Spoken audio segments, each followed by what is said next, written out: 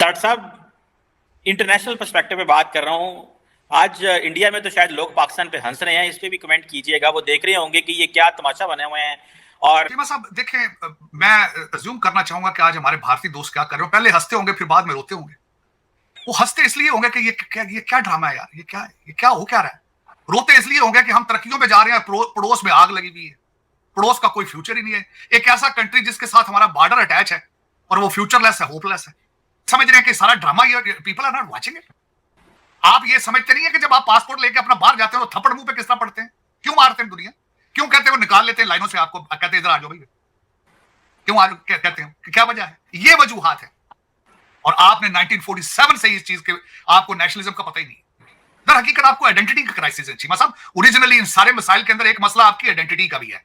आप सुबह उठते हैं, कहते हैं हम अरबी हैं, दोपहर को आप बन जाते हैं अफगानी, आप बन जाते हैं, आप फौरन उसी वक्त आप गौरी बन जाते हैं दोपहर वक्त, और रात के वक्त सोने से पहले आप दो ड्रिंक लेकर तो आप फिर उसके वक्त कोई और तीसरी चीज बन जाते हैं। आप दिन के टाइम तीन तीन किस्म के दौरे पड़ते हैं। आप कभी आप फैसलाबाद बना लेते हैं, कभी बच्चों के नाम उसामा बिन लादेन रख देते हैं, और शाम के वक्त दो ड्रिंक लेकर आप पंजाबी बन जाते हैं। लेकिन इसके बाद मैं ये बताना चाहूंगा कि चीमा साहब, आपके बचने की कोई, मुझे किसी तरफ से कोई मुझे उम्मीद नजर नहीं आ रही। आपके क्राइसिस जो है, सबसे पहले इकोनॉमिक क्राइसिस है आपका, इकोनॉमिक क्राइसिस। इन सारे लीडरान के मुंह से आज तक आपने कोई लफ्ज सुना हो हमने इकोनॉमी किस तरह ठीक करनी है। नवाज शरीफ साहब ने जब खुड़ियां कसूर के सामने जलसे में इकट्ठे हुए थे, इन्हें पता था सबसे ज्यादा यूथ सामने खड़ी है, और इन्हें पता है कि यूथ को इंग्लिश और मैथ पढ़ाए बगैर अगली सेंचुरी में Pakistan can not enter into the next century. Pakistan cannot grow, any country cannot grow without English और मैथ। कंप्यूटर के बगैर आप अगली सेंचुरी में एंटर नहीं हो सकते। इनके मुंह से लफ्ज आपने सुना था, उनके लफ्ज क्या थे? कसूर मैं आपके नाल हूं, आप मेरे नाल हैं। दुख है। उसकी वजह यह है कि 25 करोड़ लोगों का जो एक लेबर कैंप है, उसको चलाने वाले सारे लंदन वासी हैं, सारे लंदन वासी हैं। मेरे मुर्शद के दो बच्चे भी जो है, उन्होंने भी पीटीआई को लंदन से ज्वाइन किया है। ट्वीट उन्होंने लंदन से फरमाई।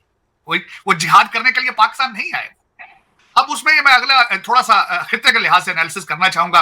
आज मेरे बहुत मोहतरम है सुहेल वड़ाई साहब, जिनका बांग्लादेशी मॉडल भी जो है आज वो भस्म होकर रह गया है।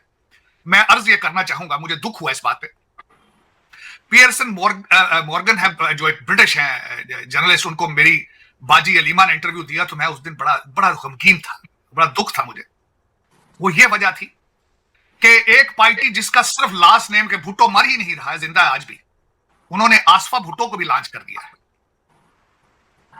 दूसरी पार्टी तो खैर वो तो है ही, फैमिली एंटरप्राइज है, उनका जुनैद सफदर जो है वो भी तैयारियों में है इस वक्त, उनके लिए भी हल्के की तैयारियां की जा रही है। तीसरी मुर्शद पार्टी की रिप्रेजेंटेशन अलीमा बाजी कर रही है। मैं ये पूछना चाहूंगा, आपके पड़ोस में बांग्लादेशी मॉडल का इस वक्त सबसे क्राइसिस जो है हसीना वाजिद, उसको सबसे बड़ा क्राइसिस है, उसका कोई वारिस अभी तक डिक्लेयर नहीं किया गया। 5वीं दफा वो प्राइम मिनिस्टर बन रही। मोदी साहब का वारिस है। एक वाहिद, एक ऐसे बदनसीब मुल्क है आप, एक ऐसा बदकिस्मत मुल्क है। सबसे पहले तो मैं ये चाहूं, मैं जमहूरियत के मुंह पे तमाचा है जो आप ड्रामा करते हैं, और आज से नहीं कर रहे, 1951 से ये कर रहे हैं।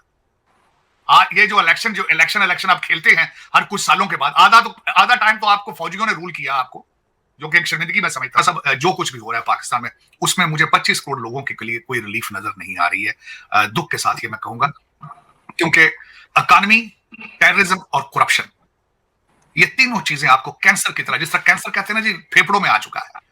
कैंसर आपके बोन मैरो में जा चुका है, आपको ब्लड कैंसर हो गया है। ये तीनों चीजें एक ब्लड कैंसर की तरह आपको खा रही हैं।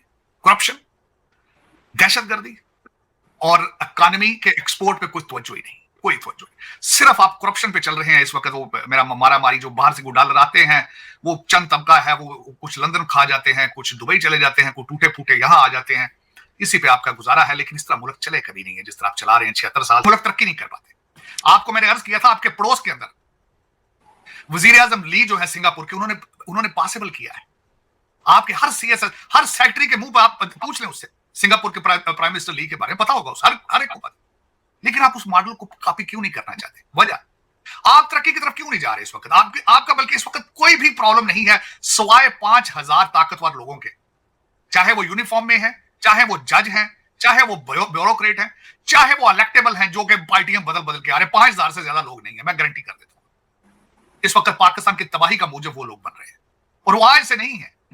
चीमा साहब ये 1947 से ये सारा सिस्टम चल रहा है। मुझे कल किसी बंदे ने पूछा है तार साहब 1947 के बाद क्या हुआ, मैंने कहा यार मैं बता देता हूं। 1947 में एक तो पाकिस्तान आप कहते हैं कि मजहबी बेस पे बना था, पाकिस्तान मुआशी बेस पे बना था। इकोनॉमिक रीजंस थी पाकिस्तान की। जो लोग आपने अलीगढ़ से डिग्रियां देकर भेजे थे, यूपी से जो पढ़े लिखे लोग आए थे, जो उर्दू और इंग्लिश के 2 लफ्ज जानते थे, पहले 20 साल तो उन्होंने हमें जलील किया पाकिस्तान में। आप देख लें, आपके वजीर आजम वही बनते थे, ब्यूरोक्रेट, और सिर्फ उनके पास 2 चीजें होती थी, वो उर्दू लिख सकते थे और इंग्लिश लिख सकते थे, बस। कोई तीसरा उनके पास एबिलिटी नहीं थी। पहले उन्होंने हमें जलीलो ख्वार किया, पहले उन्होंने अपने प्रॉपर्टियां, खानदान, हर चीज बनाते रहे। उसके बाद फिर जो ही अयूब खान साहब आए सामने, तो उन्होंने तो फिर नक्शे तब्दील कर दिए, और उसके बाद हम उस सिस्टम से उतरे ही नहीं है चीमा साहब। अब हमारा इस वक्त रिलीफ, आज भी मैं आपको गारंटी कर देता हूं, अच्छा फौजी, अच्छा जज आप कर लें सुप्रीम कोर्ट का, और एक उसके साथ मौलवी हो, तीसरा अच्छा, जो पाकिस्तानी हो, जो पाकिस्तान के लिए कुछ करने की सलाहियत की ख्वाहिश रखता हो, इसके बगैर आप पॉसिबल नहीं। ये जो आप एक्सरसाइजें करते हैं, ये इसका कोई फर्क नहीं है, इसका कोई नॉट एट ऑल। आज जाती तौर पे मुझसे पूछें, आज आप अगर मुझसे पूछें, आप 5 साल की बात करें चीमा साहब, ये गवर्नमेंट 5 साल नहीं चलेगी, उसकी मैं वो भी बता रहा हूं। लोग इस वक्त एनालिस्ट जो है वो कह रहे हैं 8 महीने से 1 साल, ये जो एक्सरसाइज होगी 8 महीने से 1 साल, 2025 में फिर इलेक्शन की जरूरत पड़ेगी, पता नहीं अब होगा या नहीं होगा। मेरी नजर में अगर आज मेरा कोई सेंसेबल आदमी ये हमारी बातें सुन रहा हो, आपको 1 साल के लिए इकोनॉमिक इमरजेंसी की जरूरत है। आपको 1 साल के लिए टीम ए टीम, ये बी टीम की जो टेक्नोक्रेट गवर्नमेंट है ये नहीं है, ए टीम आपको चाहिए 1 साल के लिए या 3 साल के लिए टेक्नोक्रेट गवर्नमेंट। आपकी इंपोर्ट के ऊपर पाबंदी होनी चाहिए। आज आपके की पोजीशनों पे जो लोग बैठे हैं उनके नाम ईसीएल में होने चाहिए, उनके बच्चों की नेशनैलिटियां डिक्लेयर होनी चाहिए, उनके असासे डिक्लेयर होने चाहिए, आपके जजों के बच्चों की नेशनैलिटियां और उनकी नेशनैलिटियां डिक्लेयर होनी चाहिए आज, अगर कोई करना चाहता है। वरना देखें ना, ड्रामा तो फिर आज का ड्रामा देखें, ये ना आसम मुनीर साहब पहले जनरल हैं, ना आखिरी जनरल होंगे। काजी फैज ईसा ना पहला चीफ जज होगा, ना आखिरी चीफ जज होगा। लेकिन इनमें से कोई एक ऐसा मर्द मोमन होगा, शायद होगा, मेरे जैसे लोग उम्मीद रखते हैं, देखें कहते हैं मायूसी गुनाह है, लेकिन कोई ना कोई तो, वरना आपके ये जो ड्रामे आप कर रहे हैं, इन ड्रामों के साथ पाकिस्तान नहीं बचेगा। ये सोल्यूशन नहीं है पाकिस्तान का। ये मैं आज से नहीं कह रहा हूं, बड़े अरसे से कह रहा हूं, मैं इनके मैंडेट सुनता रहा हूं। मैं उस दिन लाइव रेडियो के सामने बैठा रहा हूं कि नवाज शरीफ साहब इकोनॉमिक प्लान देना चाहते हैं। मैं समझ रहा था शायद लंदन में ये बैठ के किताबें पढ़ते रहे हैं, शायद वहां से कोई इकोनॉमिक प्लान सीख कर आए होंगे। लेकिन मुझे दुख, मैं नहीं सुन सका, कोई 2 लफ्ज भी नहीं सुन सका उनके मुंह से इकोनॉमिक प्लान के हवाले से। मेरा जो बच्चा हमारा बिलावल भुट्टो है, उसके मुंह से एक लफ्ज नहीं मैंने सुना इकोनॉमिक रिकवरी के बारे में, एक लफ्ज नहीं सुना। मेरे इस वक्त उस्मान बुजदार के जो वारसीन है, उनके मुंह से एक लफ्ज नहीं मैंने सुना इकोनॉमी के बारे में उन्होंने। लेकिन एक बात जरूर है, दुख है मेरा इस खान एकेडमी के ऊपर, बहुत दुख है चीमा साहब। इन्होंने लौंडे लपाड़ों को प्रूव कर दिया है कि तुमने किस तरह वीपीएन इस्तेमाल करना है। इन्होंने लौंडे लपाड़ों को ट्रेन कर दिया कि तुमने फेसबुक को किस तरह इस्तेमाल करना है। एक बात नहीं बता सके इनको कि तुमने इस इंटरनेट से कामयाबी किस तरह हासिल करनी है। इस इंटरनेट में फ्री क्लासेस पढ़ी हैं चीमा साहब। कल मैंने किसी को यहां बताया है, कल किसी को मैंने बताया, एक मेरे अजीज ने मुझसे पूछा कि मैं क्या करूं। मैं कहा यार मैं तो वकील हूं, हाँ मैं देख रहा हूं दुनिया में क्या हो रहा है, पाइथन सीख लो, कंप्यूटर लैंग्वेज है, डाटा एनालिस्ट बन जाओ, डाटा एनालिस्ट बन जाओ, घर से बैठ के काम कर लो। और मैं आज आपको बता देता हूं, 4 मेरे पास वेबसाइटें ऐसी हैं जो फ्री आपको डाटा एनालिसिस के बारे में ये कंप्यूटर लैंग्वेजेस सिखाते हैं। काश ये खान एकेडमी मेरी नस्ल को, पाकिस्तानी लौंडे लपाड़े आवारा जो हैं, इनको ये बताते कि पाइथन सीख लो, डाटा एनालिस्ट बन जाओ, $1-1 लाख तनख्वाह बनती है, साथ पड़ोस में 5 मिलियन कंप्यूटर प्रोग्रामर मौजूद हैं, वहां 1 लाख आर्टिफिशियल इंटेलिजेंस के स्पेशलिस्ट बन रहे हैं। लेकिन खान एकेडमी ने क्या सिखाया है? कट जाओ, मर जाओ, जिहाद है, खुलफाए राशिदीन का दौर है और तुम्हारी डेस्टिनी तालिबान है। ताट साहब, इंटरनेशनल पर्सपेक्टिव पे बात कर रहा हूं। आज इंडिया में तो शायद लोग पाकिस्तान पे हंस रहे हैं, इस पे भी कमेंट कीजिएगा। वो देख रहे होंगे कि ये क्या तमाशा बने हुए हैं और कैसे कैसे सियासतदानों ने हमें काम पहुंचा दिया है। आज यूरोपियन यूनियन की भी स्टेटमेंट आई है ताट साहब, विच इज़ वेरी सिग्निफिकेंट। वो कहते हैं कि हमने ये महसूस किया है कि इन्वेस्टिगेशन होनी चाहिए जो इलेक्शन इरेगुलरिटीज़ हैं, और उन्होंने ये भी कहा है कि जो EU इलेक्शन एक्सपर्ट मिशन आया है उसकी जो रिकमेंडेशन है उन पे इम्प्लीमेंट करें। ताट साहब, वो इसे डिक्टेशन ही कहेंगे ना कि आप एक तो इलेक्शन इरेगुलरिटीज ठीक करें और जो हम रिकमेंडेशंस देंगे उनको इम्प्लीमेंट भी करें, और हमें बताएं कहां कहां क्या हुआ है। आपने अपने लोगों को जेलों में डाला है, आपने क्या डेमोक्रेटिक का जो प्लुरलिज्म है उसको कॉम्प्रोमाइज किया, democratic values, media, civil society, लोगों को पकड़ा, सब कुछ उन्होंने वो एक इश्तिहार छोटा सा लगाया। एक तो जरा ये बताइएगा इंटरनेशनल कम्युनिटी हमारे बारे में क्या सोच रही होगी, और इंडिया जो हमारा नेबर है उसका मीडिया के साथ में भी आज काफी एंगेजमेंट हुई, वो भी हंस रहे हैं हमारे ऊपर। आप क्या देख रहे हैं? Narendra Modi, doctor Jaishankar, international community कैसे देख रही है पर्टिकुलरली ये जो 2 दिन के इवेंट्स हैं? टीमा साहब देखें, मैं अज्यूम करना चाहूंगा कि आज हमारे भारतीय दोस्त क्या कर रहे हो, पहले हंसते होंगे फिर बाद में रोते होंगे। वो हंसते इसलिए होंगे कि ये क्या ड्रामा है यार, ये क्या है, ये क्या हो क्या रहा है। रोते इसलिए होंगे कि हम तरक्कियों पे जा रहे हैं, पड़ोस में आग लगी हुई है, पड़ोस का कोई फ्यूचर ही नहीं है। एक ऐसा कंट्री जिसके साथ हमारा बॉर्डर अटैच है और वो फ्यूचरलेस है, होपलेस है। ये उनकी फीलिंग्स ये होंगी। दूसरा चीमा साहब, मैं ये बताना चाहूंगा कि इंटरनेशनल मीडिया इसको किस तरह रिपोर्ट करता रहा। सबसे पहले जब मेरी कल आंख खुली है, जब अर्ली स्टेजेस पे था, मैं बताना चाहूंगा आपको, वो कहते थे वहां सोल्जर ज्यादा है, वोटर कम है। फिर उसके बाद उन्होंने एक हल्का नंबर कराची का पोलिंग स्टेशन 81 मेंशन किया गया है कि 2 बजे के बाद तक वहां पे पोलिंग स्टार्ट ही नहीं हुई थी। आप ये समझते हैं ना, आपको ये सबसे बड़ा प्रॉब्लम है। पाकिस्तानी ये फराडिये जो है, इनको ये समझते हैं कि सारी दुनिया नाक में रोटियां डाल रही है, हम सबसे ज्यादा स्मार्ट हैं, हमने बेवकूफ आईएमएफ वाले पैसे देते हैं, हमने इनको बेवकूफ बनाया। ये आपका परसेप्शन आईएमएफ के बारे में ये है। आपके अफसरान, आपके ये जो जितने फराडिये किस्म के ये कई जो फॉरेन सेक्रेटरी क्वालिफाइड है ऑक्सफोर्ड के और ये सारे हार्वर्ड के, ये समझते हैं हमने आईएमएफ को बेवकूफ बनाया, ये नाक में रोटियां डाले। अगलों ने 81 पोलिंग स्टेशन कराची का मेंशन किया है कल इंटरनेशनल मीडिया पे। फिर उन्होंने कहा कि कई पोलिंग स्टेशन के ऊपर बैलेट ही खत्म हो गए थे। आप ये समझ रहे हैं कि सारा ड्रामा, ये people are not watching it. आप ये समझते नहीं है कि जब आप पासपोर्ट लेके अपना बाहर जाते हो तो थप्पड़ मुंह पे किस तरह पड़ते हैं, क्यों मारते हैं दुनिया, क्यों कहते हैं वो निकाल लेते हैं लाइनों से, आपको कहते हैं इधर आ जाओ भैया, क्यों आ कहते हैं, क्या वजह है? ये वजूहात है। तो चीमा साहब दर हकीकत मैं हमेशा ये कहता हूं, मैं वाहिद एक ऐसा इंसान हूं जो देख रहा हूं मुसलसल अमेरिका में देख के, और मेरी सारी जिंदगी का रिजल्ट ये है, Nations can not survive without nationalism. और आपने 1947 से इस चीज के आपको नेशनलिज्म का पता ही नहीं।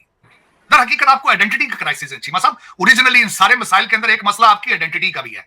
आप सुबह उठते हैं, कहते हैं हम अरबी हैं, दोपहर को आप बन जाते हैं अफगानी, आप बन जाते हैं, आप फौरन उसी वक्त आप गौरी बन जाते हैं दोपहर वक्त, और रात के वक्त सोने से पहले आप 2 ड्रिंक लेकर तो आप फिर उसके वक्त कोई और तीसरी चीज बन जाते हैं। आप दिन के टाइम 3 किस्म के दौरे पड़ते हैं आपको। कभी आप फैसलाबाद बना लेते हैं, कभी बच्चों के नाम उसामा बिन लादेन रख देते हैं, और शाम के वक्त 2 ड्रिंक लेकर आप पंजाबी बन जाते हैं। ये तीन किस्म के दौरे आपको पड़ते हैं। आपको क्राइसिस है इस वक्त चीमा साहब। यू डोंट नो वेयर आप, मैं गारंटी कर देता हूं 25 करोड़ लोगों को पता नहीं है कि हमारी डायरेक्शन क्या है, हम चाहते क्या है, क्या चाहते हैं। मेरा ये क्वेश्चन है कि एक ऑक्सफोर्ड ग्रेजुएट बंदा बाहर से आया था, उसने जिन्हों के साथ 3.5 साल हुकूमत चलाई, उसकी अपनी डायरेक्शन तालिबान है। ये जो आपका रेवोल्यूशन आज आया, आप कह रहे हैं ना रेवोल्यूशन ही आया ना आज, उस रेवोल्यूशन की डायरेक्शन तालिबान है चीमा साहब। वो अय्या का नाबुदू अय्या का नस्ताइन, वो कहता है कि तालिबान ने जंजीरें तोड़ दी हैं। आपने जश्न मनाए थे तालिबान पे। अब ये तो तालिबान की मेहरबानी। उन्होंने कहा परांगरो तुसी कौन हो यार? उन्होंने कहा आप तो तुम तो मुसलमान ही नहीं हो। वो कहते तालिबान आपके बारे में। लेकिन आपको मैंने बताया है, यू हैव आइडेंटिटी क्राइसिस।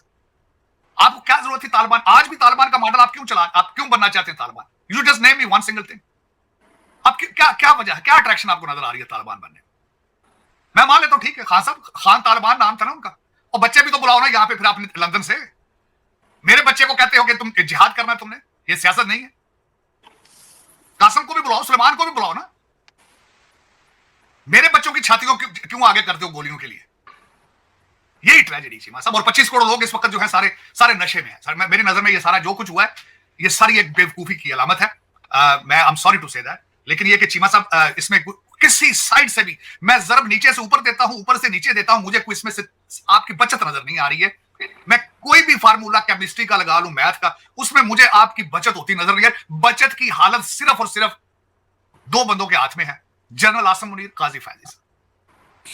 बिल्कुल सही कह रहे हैं तार साहब। जनरल आसिम मुनीर पाकिस्तान के चीफ ऑफ आर्मी स्टाफ, और जो पाकिस्तान की अनफॉर्चुनेटली हमारे सियासतदानों ने हमें यहाँ पे लाके खड़ा कर दिया है कि हमें अनइलेक्टेड इंस्टीट्यूशंस के पास जाना पड़ता है अपने सोल्यूशंस के लिए। ना ये बैठते हैं, ना ये बात करते हैं, कंप्रोमाइज़ हो गए हैं, इनको कंप्रोमाइज़ कर दिया गया है, जो भी है। लेकिन तार साहब हम एक ऐसी पोजीशन में आ गए हैं कि अब हमारे लोग जो हैं वो अनइलेक्टेड इंस्टीट्यूशंस पे जाते हैं, और हम एक डेमोक्रेटिक एक्सरसाइज भी करते हैं। ये भी हमारा एक बहुत बड़ा अलमिया है। दुनिया हमारे ऊपर क्वेश्चन मार्क लगा के बैठी हुई है। हमें इमीडिएटली इस पॉलिटिकल एंड फाइनेंशियल क्राइसिस से निकलना, वरना आपकी बात सही है, 25 करोड़ जो लोगों की डायरेक्शन है वो पता नहीं क्या और किधर जाने को तैयार है वो, और चंद लोगों ने बस हमें हमारे दिमागों को यरकमाल बना लिया है। और फिर सीधी गल करियो ना, साढ़े से जादू ही हो गया साहब साढ़े से जादू हो गया। मतलब ये नहीं समझ आई ना, इस जादू के नाल फैक्ट्रियां क्यों नहीं ला लेंदे? इस जादू के नाल काला जादू है, बच्चों को आर्टिफिशियल इंटेलिजेंस सिखा दो ਇਸ ਜਾਦੂ ਦੇ ਨਾਲ ਤੁਸੀਂ ਆਪਣਾ ਆਈਐਮਐਫ ਨੂੰ ਵੀ ਕਾਬੂ ਕਰ ਲਓ, ਇਸ ਜਾदू ਦੇ ਨਾਲ दहशतगर्दी भी अपनी ठीक कर लो अगर जादू इस तरह काम करता है। अगर जज बशीर गिर सकता है पीरनी के जिनों से, तो वो पीरनी को खुदा दा ना ही आईएमएफ भी जज को एक जिन भेज इधर आईएमएफ वाले पासे ਉਹਨੂੰ ਜਿੰਨ ਅਮਰੀਕਾ ਦਾ ਵੀਜ਼ਾ ਲਵਾ ਤੇ ਉਹਨੂੰ ਉੱਥੇ ਭੇਜ ਹੈ। तो दोस्तों जैसे कि आपने क्लिप में देखा कि पाकिस्तान में ना मतलब कि भाई साहब बहुत ज़्यादा बुरा हाल हो चुका है और भाई साहब मतलब कि जनता जो है ना सड़क पे आ चुकी है। कहाँ की? पीओके की, मतलब कि पाकिस्तान की जनता नहीं। पाकिस्तान की जनता तो मतलब कि भाई चोरन चाहते हैं कि भाई भारत के खिलाफ दुश्मनी बेचे उनकी इस्टेब्लिशमेंट, मतलब कि वो क्या वो कहते हैं ना कि भारत आ जाएगा खा जाएगा, मतलब कि तुम्हारा ये बिगाड़ देगा वो बिगाड़ देगा। पाकिस्तान में जो दहशतगर्दी हो रही है वो भारत की वजह से हो रही है, ये पाकिस्तान का कहना होता है हमेशा के लिए। लेकिन भाई साहब इनके जो क्या बोलते हैं पीओके में जो मतलब कि हालात बने हुए हैं ना उससे मतलब कि भाई साहब मुँह ऐसे मोड़ रखा है, मतलब कि मुँह अपना जो है ना रेत में दे रखा है कि भाई साहब हमें उस तरफ देखना ही नहीं है। पीओके में इतनी हालत ख़राब हो चुके हैं ना दोस्तों, इतने हालात ख़राब हो चुके हैं कि भाई किसी की हद नहीं हो। ठीक है, देखो पाकिस्तान के कब्जे वाले कश्मीर पीओके में जारी विरोध प्रदर्शन तेज होते जा रहे हैं, जिसमें पिछले 48 घंटे में कम से कम 31 नागरिकों की मौत हो गई और कुल मृतकों की संख्या 80 से अधिक हो चुकी है। ठीक है जी, पाकिस्तान के कब्जे वाले कश्मीर पीओके में जारी विरोध प्रदर्शन के तेज होते होते नज़र आ रहे हैं। जॉइंट अवामी एक्शन कमेटी JAC ने साफ कहा है कि पाकिस्तान की कार्रवाई के बावजूद आंदोलन जारी रहेगा। कमेटी के नेताओं ने दावा किया है कि पिछले 48 घंटे में पाकिस्तानी सुरक्षा बलों की कार्रवाई में कम से कम 31 नागरिकों की मौत हुई है। वहीं 5 जून से शुरू हुए आंदोलन के बाद अब तक 80 से अधिक नागरिकों के मारे जाने का दावा किया गया है। मतलब कि जो पाकिस्तान की मीडिया है ना, जो दिन रात भारत की जेनजीज का मतलब कि प्रोटेस्ट दिखा रही थी जंतर मंतर का। ठीक है भाई साहब, जिस तरीके से मतलब कि वो जेनजीज भाई साहब पीएम मोदी को गाली निकाल रहे थे। ठीक है भाई साहब, एंटी नेशनल स्लोगन्स गा रहे थे और ठीक है भाई साहब, और कह रहे थे हम तो नेपाल बना देंगे, ये बना देंगे, वो बना देंगे। तो भाई साहब वो सारी की सारी बातें मतलब धूल में हो गई है। ठीक है भाई, वो जेनजी का प्रोटेस्ट भी खत्म हो गया और पाकिस्तान की बोलती भी बंद होगी, पाकिस्तानी मीडिया की बोलती बंद होगी, क्योंकि भाई वो अपने पीओके में मतलब कि देख नहीं रहे, पीओके में देख नहीं रहे भाई साहब वो क्या कैसे हालात बन रहे हैं, मतलब कि इतने लोगों की मौत हो रही है भाई साहब, उस पर कोई तवज्जो नहीं है। लेकिन भाई साहब भारत की खबर दिखानी है, जरूर से ज़रूर दिखानी है। ठीक है भाई साहब, मतलब कि भाई साहब एक बात बताओ वहाँ पे क्या हुआ, मतलब क्या हुआ, बस वो एक ही चीज़ का तो मांग कर रहे थे ना कि भाई धर्मेंद्र प्रधान का इस्तीफा हो जाए, बस हो जाए। तो ठीक है भाई साहब, वो जायज़ मांगते तो भाई ठीक है ना, तो जायज़ मांगते तो उसको पूरी कर तो दिया गया, उससे उससे ऊपर से मतलब कि भाई साहब कोड भी बना दिया गया, मतलब कि भाई साहब फास्ट ट्रैक कोड बना दिया गया है। ठीक है भाई साहब, और क्या बोलते हैं बिल भी पेश किया गया। लेकिन भाई साहब भारत की अपोजिशन जो है वो ही मतलब कि अपोज कर गए उस बिल को। बताओ ये कितनी बड़ी घटना है भारत में भाई। ये चीज़ नहीं दिखाएंगे पाकिस्तान के, पाकिस्तानी मीडिया ये चीज़ नहीं दिखाएगी कि भाई साहब जो भारत की गवर्नमेंट, भारत के जो अपोजिशन पार्टीज़ हैं उन्होंने भाई साहब किस तरीके से मतलब कि अपोज कर दिया उस बिल को। मतलब ये चीज़ तो पाकिस्तान कभी दिखा ही नहीं सकता, कोई माई का लाल नहीं दिखा सकता, ये दिखाएंगे ही नहीं। क्योंकि भाई साहब मतलब कि भाई साहब वो फिर बेचेंगे कैसे, फिर अपनी जनता को मतलब कि दुश्मनी कैसे बेचेंगे भारत की। ठीक है, ओके। जॉइंट अवामी एक्शन कमेटी के वरिष्ठ नेता सरदार उमर नजीर कश्मीरी ने आरोप लगाया कि पाकिस्तान की सुरक्षा एजेंसियां प्रदर्शनकारियों पर बल प्रयोग कर रही हैं। उन्होंने कहा कि आंदोलन को दबाने के लिए लगातार कार्रवाई की जा रही है, लेकिन इसके बावजूद लोग पीछे हटने को तैयार नहीं हैं। उनका कहना है कि विरोध प्रदर्शन तब तक जारी रहेगा जब तक लोगों की मांगें पूरी नहीं हो जाती। इसी बीच JAC के एक नए नेता सरदार अमन कश्मीरी ने भी आंदोलन जारी रखने का ऐलान किया है। उन्होंने कहा है कि हम पीछे नहीं हटेंगे, हम मुजफ्फराबाद तक मार्च करेंगे। अगर केवल एक व्यक्ति भी बचा रहेगा तब भी यह मार्च जारी रहेगा। उन्होंने प्रदर्शन स्थल से पाकिस्तान की सेना को चेतावनी देते हुए कहा कि पीओके के लोग अंततः इस संघर्ष में जीत हासिल करेंगे और पाकिस्तानी कब्जे से आज़ादी की लड़ाई लड़ी जाएगी। मतलब कि अब जो लड़ाई हो रही है ना वो भाई साहब इस चीज़ की नहीं हो रही कि भाई साहब कि मतलब कि रोटी कपड़ा और मकान, इस चीज़ की तो है ही, लेकिन भाई साहब अब इस चीज़ की भी हो रही है पाकिस्तान के जो कब्जे वाले कश्मीर में ना भाई अब इस चीज़ की लड़ाई हो रही है आज़ादी की, आज़ादी मांग रहे हैं भाई साहब, वो पाकिस्तान से आज़ादी मांग रहे हैं भाई साहब। ठीक है, मतलब कि ना तो कोई डेवलपमेंट करवाते हैं पीओके में, ठीक है, ना तो कोई संसाधन है, ना कोई भाई साहब ढंग का इंस्टीट्यूट, मतलब ना कोई हॉस्पिटल, ना कोई हवाई अड्डा, ना कुछ ना कुछ। हाँ एयरबेस ज़रूर है जो कि पाकिस्तानी आर्मी इस्तेमाल करती है, लेकिन भाई साहब वहाँ के रिहायशी लोगों के लिए मतलब कोई सुविधाएँ नहीं, कोई सब्सिडी नहीं, कोई मतलब कि सस्ता सामान नहीं। ठीक है, बस कुछ भी नहीं, मतलब कि जो भी मतलब कि है, मतलब कि नेचुरल एरिया है, मतलब बहुत सारा नेचर का एरिया है। ठीक है, तो वहाँ पे बहुत सारी चीज़ें हैं पहले से ही एक तरीके से देखा जाए तो, क्योंकि भाई साहब वहाँ पे क्या बोलते हैं, बिजली सबसे ज़्यादा मतलब कि बनाई जाती है भाई साहब कश्मीर से, ठीक है भाई साहब, भारतीय कश्मीर से भी और पाकिस्तानी कश्मीर, लेकिन पाकिस्तानी कश्मीर की सारी बिजली ना भाई साहब ये पाकिस्तान में ट्रांसफ़र कर देते हैं सारी की सारी, मतलब कि उनको कुछ भी नहीं मिलता भाई। पाकिस्तान ऑक्युपाइड कश्मीर के लोगों को कुछ भी नहीं मिल रहा, मतलब कि भाई भारत के अंदर इतनी डेवलपमेंट हो रही है, टूरिज्म सेक्टर इतना बूस्ट कर दिया, टूरिज्म एकदम ख़त्म कर दिया, ठीक है। और क्या बोलते हैं 370 हटा दिया, उसके बाद भाई साहब भारत में मतलब भाई साहब कश्मीर के लोग, मतलब कि कश्मीर के लोग भारत के अंदर मतलब वैसे ज़मीनें खरीद रहे हैं, ठीक है। और भारत के दूसरे स्टेट के लोग भाई साहब कश्मीर में आके वैसे ज़मीनें खरीद रहे हैं, और सब कुछ चीज़ें गतिविधि चल रही है भाई साहब बहुत तगड़े तरीके से, कोई दिक्कत वाली बात ही नहीं है भाई साहब, ठीक है। तो भाई भारत के अंदर तो सब कुछ सुधर गया, लेकिन पीओके में नहीं सुधर रहा है, इसी वजह से प्रदर्शन हो रहे हैं। तो खैर तो दोस्तों, अगर आपको हमारी वीडियो पसंद आए तो हमसे व्हाट्सएप पर जरूर शेयर कीजिएगा, साथ साथ चैनल को सब्सक्राइब करके हमारा मनोरंजन बढ़ेगा, ताकि हम आपके लिए ऐसे ही मनोरंजन सुनाते रहें। तो गाइस मिलते हैं आपसे अगली वीडियो में, तब तक के लिए जय हिंद।